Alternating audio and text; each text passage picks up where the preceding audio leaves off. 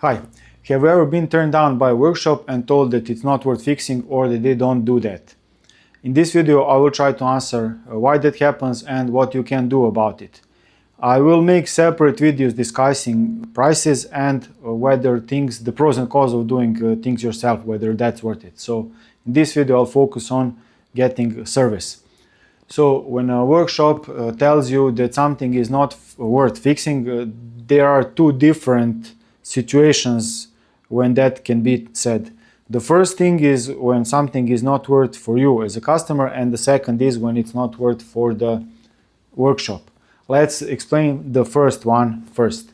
So when some fix requires a lot of time that must be charged, of course, and a lot of parts and things add up, it can reach easily a point, things add up surprisingly quickly, so that it is cheaper to either buy a used bicycle or motorcycle, whatever it is that you're trying to fix, in a better condition that requires less investment, or even get a new one that matches your needs and priorities and budget.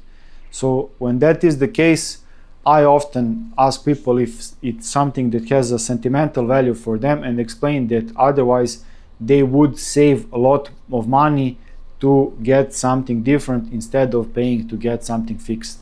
Of course, workshops must pay for their time, otherwise they would go bankrupt in addition to paying for the parts. And even if you have an old cheap vehicle or whatever, new parts cost the same regardless of whether you're buying tires for a $50 used bicycle or for a brand new $1,000 bicycle. So the same price for parts is the same, and so those things add up.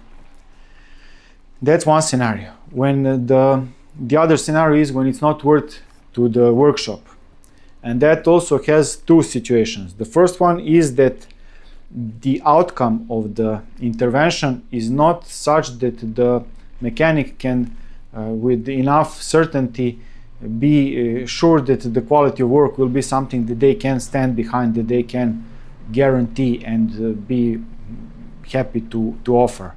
So when something is too risky, a simple example is a broken rear hub that has gears in it, so a broken gear hub with bicycles.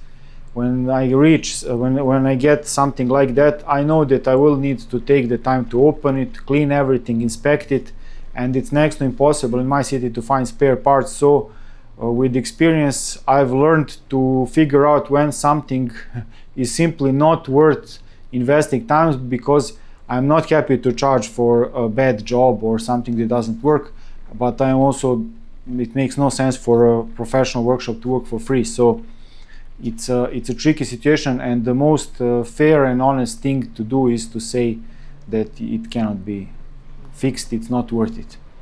Another option, and that's also for the professional and honest workshops, when it takes too much time. They have relationship with other clients and people who need servicing, and if you bring in something that is like a winter project for a bicycle workshop, it's not something that they will be able to accept in the peak season and have a huge number of other people waiting. So it's about priorities, and regardless of money, just about getting the most essential things fixed for most people and what feels like the right thing to do. So it's perfectly ethical and professional to refuse to take work on those grounds. At least this is my opinion based on my experience working with people and everything. Of course, not every shop is good at this, and every mechanic is good at explaining that in a diplomatic way, but that's what it boils down to.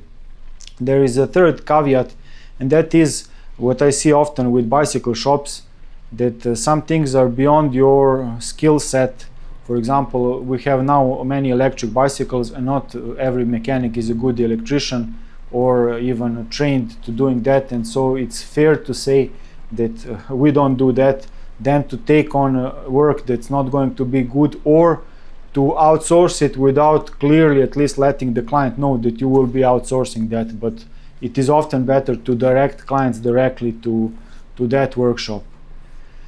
That's what I do with the suspension services, that I know high quality professionals who specialize in fixing suspension, have all the spare parts, all the rubber seals, gas, everything, and so it's better and cheaper for the client to to use that service than for me to custom order a certain part and take a long time to fix something and similar. So those are some scenarios, and what you can do as a customer in most of those situations, you can ask for a separate second opinion, but sometimes it's good to realistically assess what you have and see whether it's maybe a good idea to either learn how to fix things yourself. That's what my channel and most of my articles are about, or to maybe make peace with the fact that it's not profitable for anyone and it's cheaper to just get another vehicle or similar instead of fixing this one because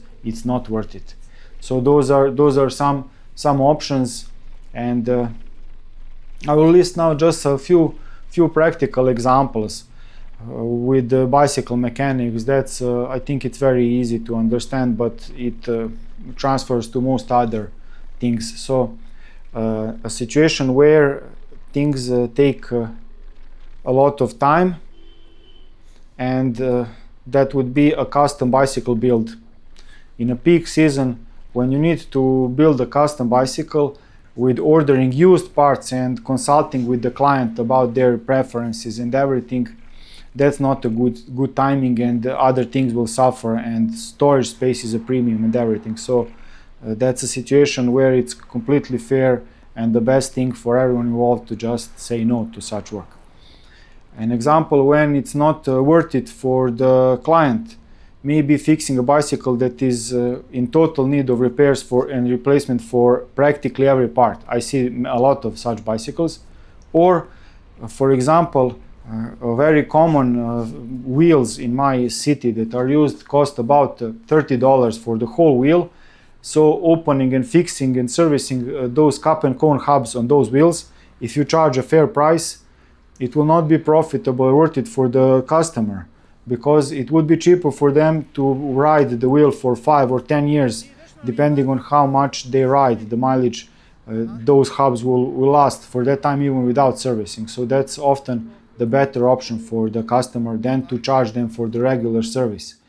It's not very nice in terms of preserving the environment and everything, but I think at least the least you can do is to let the client know what the situation is and then have them decide.